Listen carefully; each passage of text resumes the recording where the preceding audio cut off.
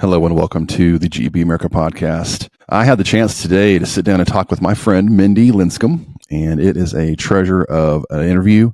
A lot of good information, a lot of good wisdom. You get forward to hearing from her, from somebody who is a mom, who's a leader, entrepreneur, speaker, coach. There is something for sure for everybody in the podcast. And I do want to take a moment and just say thank you to our sponsor. We've got Gladius Solutions. If you have gladiussolutions.com for more information. And I want to say thanks for their support. And also maybe a shout out to our audience if you're listening or watching this on pray.com, on Spotify, Apple Podcast, any number of ways you can watch and listen to this, our YouTube audience as well. Make sure you share and like this episode. And let's jump in right now.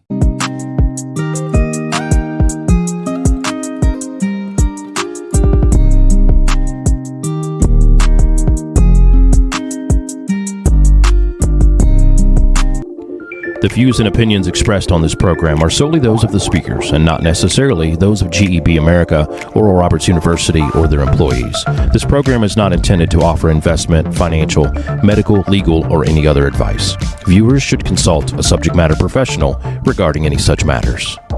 And today I've got my friend, ORU alum, and Colorado native Mindy Linscombe with us. And we are so glad to have you on the program, Mindy. Thank you for having me. So there's a few titles I could probably assign to you based upon what you have earned and lived in life. I know mom, wife, entrepreneur, business owner, coach. Tell us a little bit about kind of what, I like to say this, we start from kind of how'd you get here, right? So I know all those facets are probably covered by that, but kind of just take us from the journey as far back as you want to. You can take us from the campus of ORU here, sitting in classes together, all the way forward, or you can just kind of summarize and bring us up to kind of what you've seen God's hand leading you in this. Well, first of all, I do think my time at ORU was super impactful. Just the words, I can still see them across, so many banners around campus of, make no little plans here, or, nothing's impossible with God. And all those types of themes were so strong at the time that I was so impressionable and praying about the future. And so it's one of the main reasons I want my kids to go there one day, is because of the type of spirit that is imparted upon such a young, impressionable time in life. In those 4 years you're on campus, I feel like you're praying about what does God have for you. And I just felt so empowered that anything was possible. Like, to never put a limit, never be, that could never be me. It was more of a, why not me? Why not send me? And so that time at ORU was so powerful for me, just to open my mind to what God could do through, a girl from Illinois that just wanted to get her education and seek God first. And so that was just a really powerful time in my life. But also I met a lot of lifelong friends. I wasn't aiming to meet my spouse. Actually, my spouse is an ORU alumni, but during our time at ORU, we weren't dating. So that was something that came after graduation. Mm-hmm. So really, while I was there, I was all in everything I could imagine to grow as a person. And I think that's kind of been my journey as an entrepreneur as well, is just to always be growing, always be learning, never stop and be settled and okay with the status quo. But after dreaming a lot at ORU, I didn't necessarily hit the ground running as an entrepreneur right afterwards. I started as a teacher because I had a job, and you got to feed yourself and find a place to live. So I started as a teacher. It was a great experience for me to get to know my community here in Colorado Springs, where I live. And while I was teaching, I started to say, okay, God, I really do feel like there's a calling and a career path for me, but I don't know what it is. So I'm going to teach until I know. And so I think that's a good message too for people when they feel like there's another thing coming. A lot of times you can get restless or not stay all in with where you are. So I just determined, even though I was teaching elementary kids how to speak Spanish, this was a very fun but not necessarily lifelong calling for me. I was like, I'm going to be all in. I will be the best Spanish teacher at an elementary anybody's ever had. Amen. And I will be patient until God reveals the idea for me. And so I learned in those years that I really had a dream to be an entrepreneur. And I feel like the entrepreneur spirit is someone who is not content with the 9 to 5, that they want whatever their, energy and effort that they give out to give it in return. Because sometimes in a 9 to 5 job, which there's nothing wrong with that, a lot of us need that, and it's totally great. I've even explained to my kids, not everybody's meant to be an entrepreneur. Not all 4 of you will be entrepreneurs. So just some of you might prefer the path of supporting a really great organization that you believe in the cause and the calling. Some of you might feel called to be the entrepreneur, but the entrepreneur has to be someone who's not afraid of risk, who will put in a ton of effort and not always see a reward, and they have the big game in mind. So I felt like that was me. And I'll pause right there and let you. I was to say I think there's a little bit to unpack with that. I think that is a really good kind of bit of wisdom for parents, right? When you're raising your kids, and you have 4, am I right? 4 kiddos? Kids, yeah, we have 4 as well, and it's amazing to see each of the different nuances and the different tendencies and strengths in each of them. And if we were to expect all of them to turn out the same way, and all of them, all my kids are going to play this sport, or they're all going to love reading or whatever, then it's not really reasonable. But yet, and they don't even turn out like you. Like sometimes, they're going to be like either me or my husband. Or there's this other scenario where me and my husband turned into somebody not like either of us, and you have to be totally open with it, because they are God's people that he created unique in his image, even if they're not in our image. Yeah, that's so good. Ooh, that's good. It's really fun to say, like, okay, what does God have for you? So, but I do like to compare and contrast the skill sets needed for an entrepreneur versus someone that's not. So, not everybody, this is not for everybody, but those that do feel called to entrepreneurship, this is when I realized it was me. So I was working way more than any teacher was in the building, right? Because not that they weren't working hard, but I'm just saying I would come in earlier, stay later, because I was just passionate about creating curriculum and all this stuff. And I was like, okay, what's something I could create? Well, I just stayed steady, and I waited for a need in the marketplace. Because when you have a need in the marketplace and a problem to solve and a value to bring, then that's when you have an idea. Don't just say, I want to start a business. It has to come to you because you have to realize there's a need in the marketplace, and perhaps I have something that can solve that need. And if I do, then you have a business.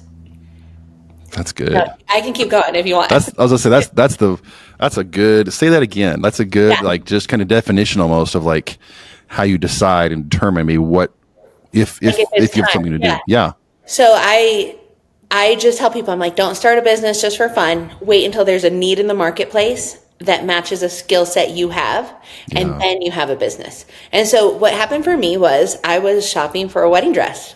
I was engaged to my husband, and I could not find a great place to get a wedding dress here in Colorado Springs or even beyond. And so what I was hoping for, and maybe this will resonate to some ladies that shop on here, is that I was hoping for a really beautiful place to find my dress and a friendly, non-abrasive team of people to support me. So what I found instead was very sales-like people, or friendly people, the type of people I want to shop with, but in a rundown shop.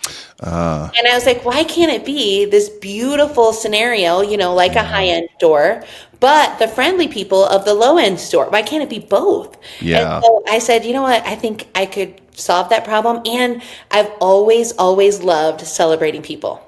So this is that skill set piece. I've always been that friend that's like, oh, we have to celebrate your birthday. Or, they had a big win at work, and I'd send them a note like, congratulations on that win. Or, I remember working even at ORU and just seeing some people just do some pretty incredible things, and I wanted to acknowledge how awesome that was. You did that with the chaplains. You were the head chaplain, right? SLDD. I remember you doing that frequently with them, like highlighting and pulling up and pointing out that their strengths that they brought. That's so good. Yeah. So my skill set wasn't sales, but it was celebrating others. And Yeah. when someone wants to find a wedding dress, they want to feel beautiful and they want to feel celebrated, like they are special. And so what I realized was like, oh my goodness, I think I have something here. There's a need in the marketplace with a skill set I have. And so 17 years ago, Jordan and I started a bridal boutique that is now one of the top 10% in the world. That's awesome. It's amazing. It's called Something. Yes. And if you want to go to Instagram, it's Something New Boutique. It's absolutely beautiful, but it started small. It started with a home equity line of credit for $100,000, and we were scared out of our mind because it was in 2008 when the market had crashed, and we were like, okay, we got to figure this out. Our whole life is on the line, but we didn't have kids yet. So I will say that was a little bit safer because we didn't have other mouths to feed. And we just went for it. Now, the whole time, I will say, Jordan was working at a nonprofit called Compassion International, and we love Compassion. He did that for 16 years. So, or maybe 15-ish years, but he joined the company and came full time with me once we decided to go all in on a few other businesses. So fast forward to today, we have the boutique. It's a 10,000 square foot showroom. We have rental properties, commercial and residential. We have a coaching business where we coach other bridal stores around the world in the UK, Canada, Ireland, Scotland, and US. And we get to speak on marriage and family and how to do the work-life balance. Yeah. And honestly, the one of the coolest things we did is we started a foundation a year ago. And so we're giving a lot of our profits to the foundation and donating to causes that we love. So I have to say, like, if you were to tell me 20 years ago, this is where I'd be today, I would have never imagined it. So that makes me excited because 20 years from now, what could it look like 20 years from now? Come on. And Yes. so we're just saying, hey, thank you, God, for using us. Let us always be people that, we've been so honorable with just how we've spent the money, how we've lived. Jordan's absolutely, he's our operations and finance guy, and he's always made sure we tithe on everything. And I totally believe that even though there have been hard years and hard seasons, I mean, we built a multi-million-dollar building when COVID hit. So I'm just saying we have had hard seasons. It's not Right. all beautiful, perfect stories, but we always trusted God and we held everything with an open hand because it could all change tomorrow. So when you say, okay, what really matters? It matters that I love Jesus with my whole heart. It matters that my husband and I have a good relationship, that our kids feel safe and secure, that we're teaching them the Bible because this could all go away tomorrow. But we're honoring him and we hope to keep using it for his glory. Amen. And that's what a story too, to tell your kids of like that journey back when here's how mom and dad had to leap trust and faith and step out and just walk it out daily. Yes. And to let the legacy for them to see that and now to see the fruit of it, obviously down the road, they've gotten to see you, mom and dad go share and tell stories and travel. And they probably get to travel with you guys, I'm sure, in some cases too. Some cases. And I didn't even add that one of the hardest things of our life happened in the middle of all of this. Our second son, had cancer. Oh, that's right. And so, like, it sounds real. It's easy to say glory to God today, right? It's easy to look around and be like, we are so blessed. But I'm going to tell you, it wasn't without a fight. Yeah. Like, there were tons of hard seasons. There were, economic up and down. Right. There were risk, like I said, major risk, even when we didn't know a pandemic was about to happen. And there's health issues that you can't control with my son battling cancer for 1.5 years, so, and that's not just, there's more than that. I'm just giving you guys, I want every listener to hear. I wish I could tell you it's been easy. It hasn't. But the key to our success has been the low, steady, faithful decisions every day to continue to trust God and do the right thing. Trust God and do the right thing. And it's like, it didn't happen overnight. Jordan always says we are a 17-year overnight success. It's a long, steady choosing the right thing and treating people the right way. And, having a team is not easy. And all of that has been something we have grown in, and we just said, okay, let's just keep one day at a time, do the right thing and trust God with the rest. Do the right thing, trust God with the rest. That's good. Do you, I feel like you probably remember this book, but do you remember the Tim Elmore book, Habitudes? Did you ever remember going through that at all, or have you ever gone through that before? Probably. I loved Tim Elmore back in the day, and I read a lot of. Yeah, it's his like little series, a real thin little books. They're basically just habits and attitudes that kind of use.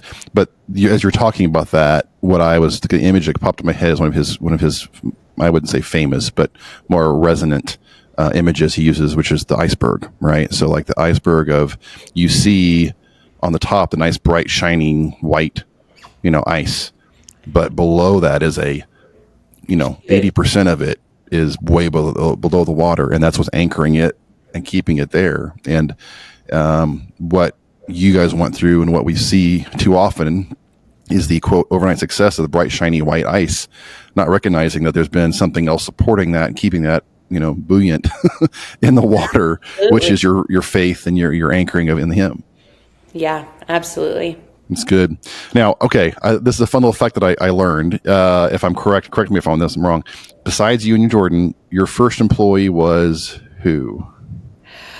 Oh, first employee was my mom. Your mom. That's what I thought. Okay, that's cool. Not technically employed. What we did was, she was not paid. Okay.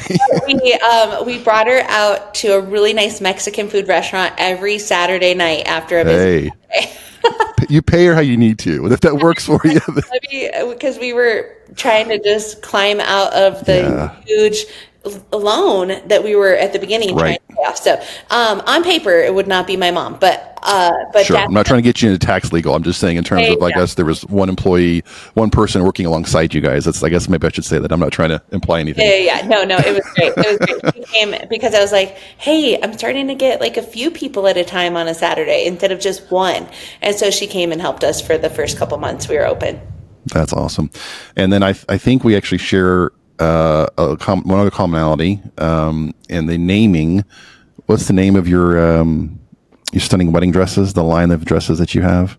Oh, yeah. So I have my own line, and we give back to our foundation with it. It's called Brooklyn Grace. Brooklyn Grace. So our daughter's name is Grace as well. So. Oh, that's awesome. Yeah, I saw that. I was like, oh, that's so cool. I love that. That's another story because she's our fourth, and we were told it was a boy. And we've had 3 boys. We were told our fourth would be a boy. Oh, my. Okay. And they were wrong, and she came out a totally healthy baby girl. Like, how does it happen in 2017? You know what I'm saying? Like that.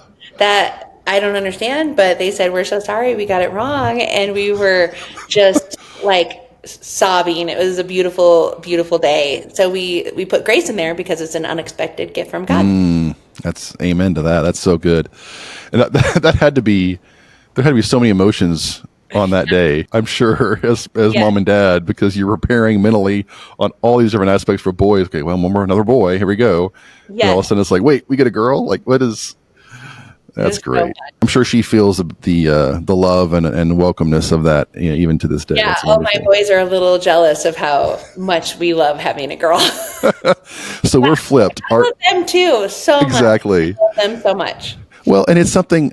So I have, our oldest is Grace, and she's 11, and then we have 3 boys down below that, and so we have the flipped order, but.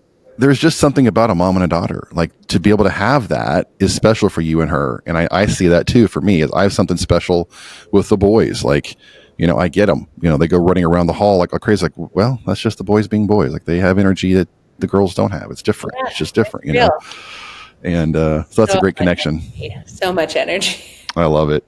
So tell us. So that wedding dress line, is that one that has that kind of had a chance to kind of get to places and take you to places that. Not just that your wedding. I personally chose to not become a retailer of a line of dresses. Sure. It's intended to be something unique at my store alone, so that when people come to our store, that's like a unique dress that they can find nowhere else. Good for you. I love that. That's cool.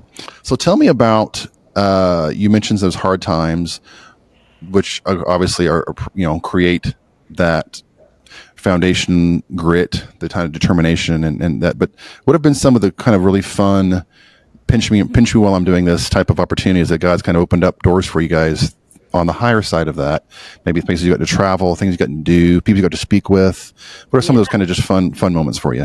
I would say two things come to mind, and they've all been within the last 5 years. One, and I'm speaking professionally, not as a Sure. mom or wife, but Sure. professionally, just having our coaching extended to beyond the United States has been amazing to have so many store owners from other countries now wanting our program and seeking coaching. So I have gotten to travel to the UK quite a bit to get to interact. And I mean, it's funny because one of my associates that works for me, she is an ORU graduate as well. And she came home with, like, we went over to the UK, did a bunch of coaching, came back. She's like, well, that kind of felt like an ORU mission trip. And I laughed. I was like, what? I was like, why? She goes, it's just, I mean, it was much nicer conditions, but she just went in the fact that, like, here we are using our skills to go into the world and encourage people professionally. That's not right. necessarily talk to them about God or anything, but just encourage them professionally and say, like, you're doing awesome. How can we come alongside and support you more? And it was just a really cool experience. So that I'm loving getting to go into people's businesses, help them improve their operations and their systems and profitability.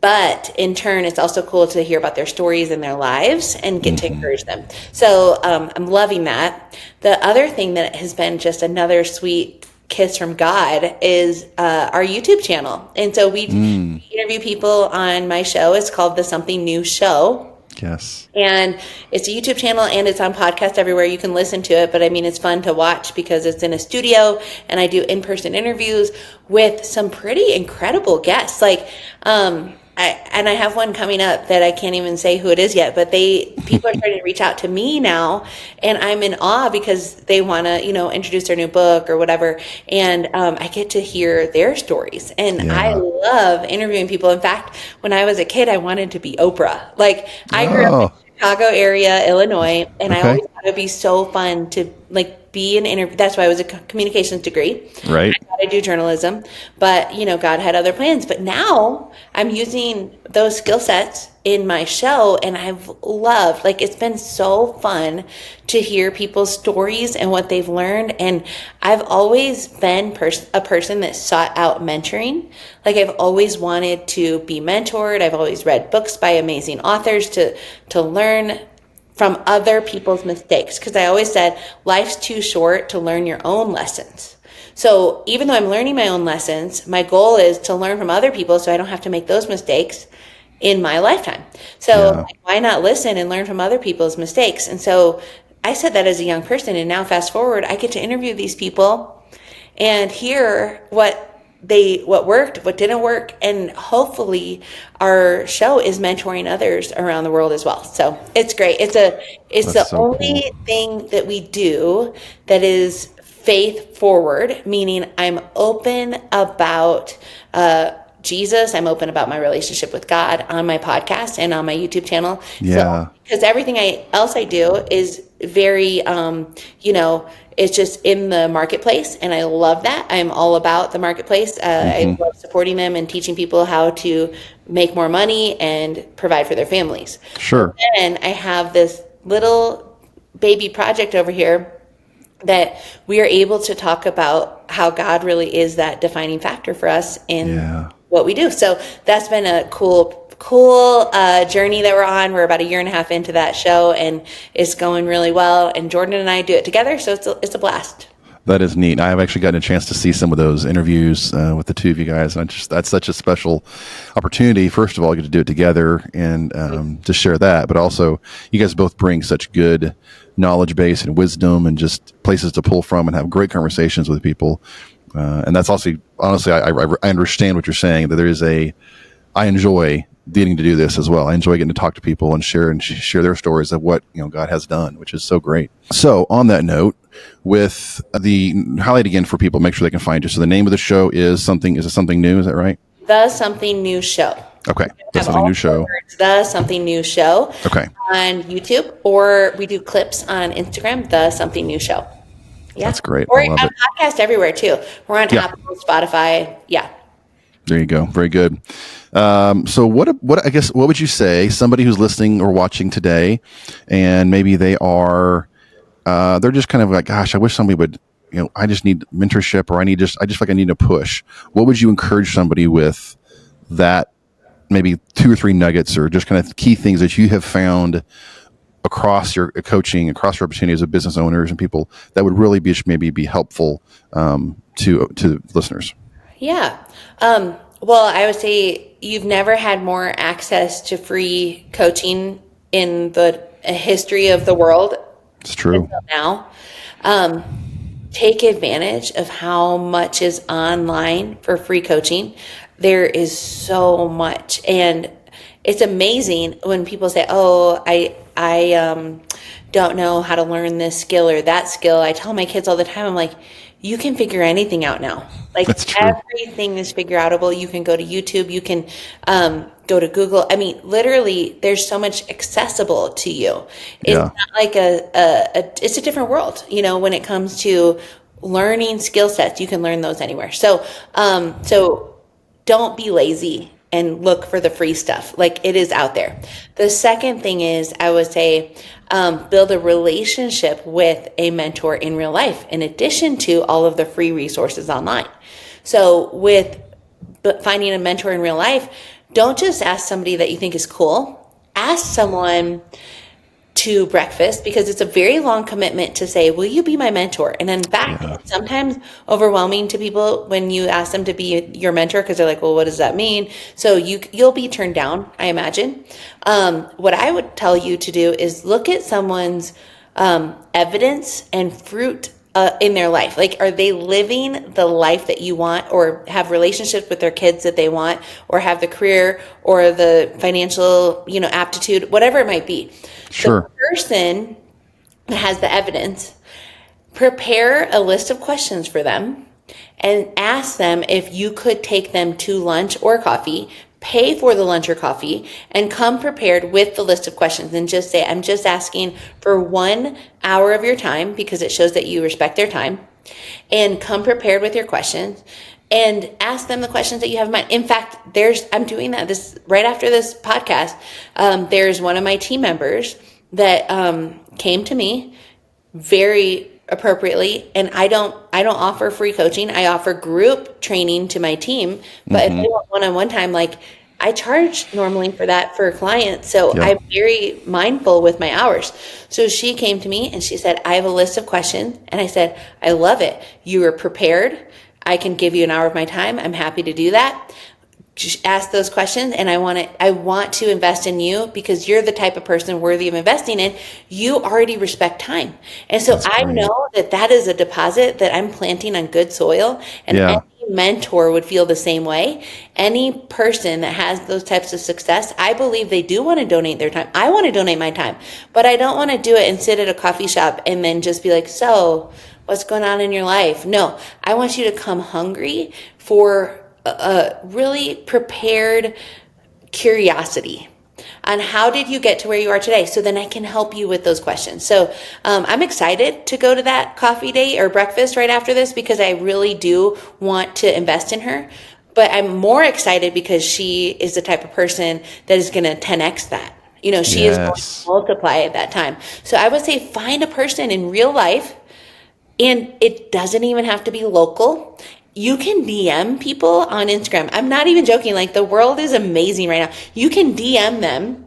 You can Venmo them money for coffee and set up a Zoom and ask them on Zoom. And it's the same thing as meeting them in person. So if you don't That's feel a great idea. Yeah, if you don't have the person in your town, don't worry about that. Find them on Instagram. Say, I really enjoy your content and the things that you put out in the world and the success you've had. Could you, or would you be willing to give me an hour of your time if I come prepared with questions? I'd love to pay for your lunch. I'll Venmo you the $20 to order you the lunch, or I'll even order it for you. What's your favorite food? And I'll have it delivered at your house. Grubhub, Uber Eats, whatever. Right. And on the 1 hour we're together, you eat and I'll ask you the questions. I mean, it just shows an appreciation for the time they're about to invest. And that is always worth it. Anytime I've ever paid for coaching, whether it was a lunch or it's been 6 figures, I'm not kidding you. I have paid that much in coaching. That will come back to you, because if you learn from other people, I just say what you're paying for is speed. So Yeah. you could learn, this is the cool thing. You could learn all the same things that I've learned and you've learned, Stephen. Anybody successful, a young person, an old person can learn all those same things that the successful person could learn. The only thing you're paying for is to speed it up. Yeah. I'm not any smarter or any more amazing than anyone else. I literally just paid for coaching. I shortened the learning time frame. And so then I applied what people have taught me. And so instead of a lesson taking me 10 years, it maybe only took me one. Right. So I'm farther ahead just because I've invested in mentoring myself, and then I love to mentor others. So it's just it's a reciprocity, a give and a receive. I want to be generous with my, knowledge, but I also want to pay or invest in getting better myself. So I think that's kind of a longer number two. And I know you asked for three, but I think I just want to stop with those two. That's great. And I think that's phenomenal advice. I love that. I love the concept of not limiting yourself of what you can think of to being in person. I think that's really, really good. Like, I think too many people, probably myself included over time, have just thought, well, okay, who's in my city, in my area, that I can reach out to. And there's a lot of great people that I've had great conversations with. But I think one of the other key aspects that you talked about is investing in yourself. Like, one of the biggest dividends you get is investing in yourself, and the things that you pour into help you get poured into. And so that was a really, really good nugget. I'll write myself a little note on that one out later. That was really good. And like I said, no one's incapable of learning all the things that a coach has learned. So I just want to take a moment and just say, the coach is not smarter than you. They just already have learned that lesson. So why not pay to learn it faster? So you're gaining speed. Yep. Accelerator, the whole 10x accelerator concept. That's exactly right. That's good. Very good. Let's see. Well, we're probably coming to the end of our time here, but I would like to do a little fun tidbit at the end. We call rapid fire or quick questions. Okay. So they're just random fun questions, kind of off the cuff, random things. I don't know why, but this has become our go-to first question, and we just I like asking it. But what is your favorite food just to enjoy? You're going to go out to eat, or Jordan's going to cook it, whatever the house, you're going to cook it. What's your favorite kind of just meal to enjoy? Caprese salad. Ooh, that sounds good. Mm-hmm. I like it. All right. And I know you've gotten to travel a lot of places. So if there was one, maybe not favorite, but one top place that it's really, really you want to go back there every chance you can, what's your favorite place to do that, to travel? My happy place is 30A, Florida. I like to go there as much as I can. Okay, 30A. I have learned that somebody else said about 38. I'm like, that's a place? What's 30A? 30A is like 30 apartment 30. I was like, it's a place in Florida. It's a small little road called 30A, and this little strip of highway is in between Destin and Panama City. Yeah. And it's just a little region, I should say, and we have an Airbnb down there, and I don't get there enough. But I'm going to try to get there a few times I strategically planned for my retreats for my coaching group to be there so that I can get to my place a little bit more. Smart. Very good. There you go. I love that. So who would be your, I don't want to say most famous, that's not the right word, but maybe somebody that you just really, it kind of surprised you in the fact that they open themselves to share and pour into you? Maybe somebody like a mentor, a coach, somebody just a leader, author, something like that just was like, God, that was you. That was awesome. My most impactful mentor in the season of entrepreneurship that I'm in right now is Craig Groeschel. Oh, yay. Craig Groeschel has the best leadership podcast, and it could be for any kind of leader. It could be for a pastor, a leader in your company, an entrepreneur, a parent, anybody. It's the best show. Yeah.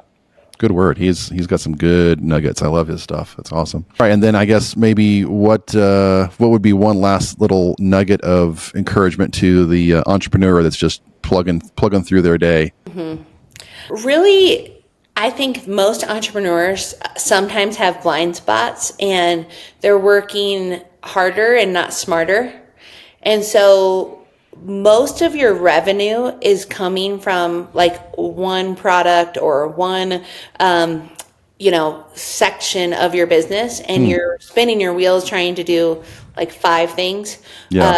or 5 offerings or multiple products. And what I would say is, as I get in the weeds with a lot of these entrepreneurs, I say, why don't you just do more of the thing that makes you the most money and Yeah. get just so much more hyper focused on the thing that's easy sales, easy success. It's like the thing you're the best at, instead of trying to offer so many things. So I would just say, try really hard to take a step back, an aerial view as a business owner, and say, okay, I need to work smarter, not harder, because I'm spinning my wheels for something that might not be as profitable. So That's good. That's an easy, quick win. That's I don't know why my mind's habitudes has come back to me, but that whole river's going deep versus going wide, and it's that deep concept. That's good, awesome. Yeah. Well, okay, so let's wrap up again here and remind everybody they can get a hold of you, they can find you. What are your handles? That's just the websites. We'll put them in the notes again. Just run through those again for people. Yeah, well, and I would like to tell people too that one of the things that we're passionate about helping people with as well, besides entrepreneurship and being a great leader, is doing the whole both parents work. Oh, come on. Yeah. Both parents are trying to have a great marriage and raise kids and have careers.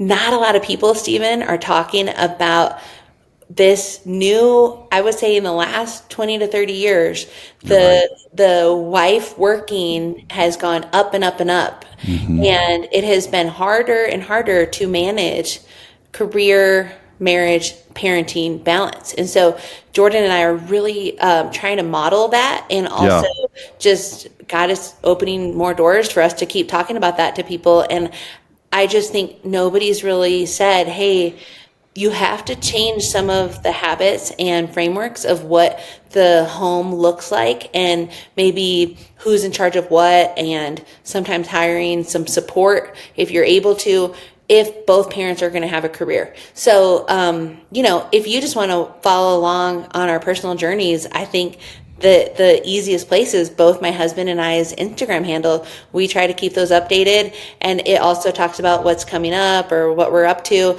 Sure. And so Jordan's would be Jordan, Jordan, Linscombe, Linscombe. And then mine is Mindy Linscombe. So Mindi, and then Linscombe. So, and then obviously the Something New show. That's right. Very good. Well, we'll put all those in the notes for everybody. Okay. And I think we can talk about it more, but I think that may be fun. Maybe a future with you and Jordan, Neville, parenting. We'll specifically highlight and dig in on the parenting concept. I love that idea, and have some more fun with that.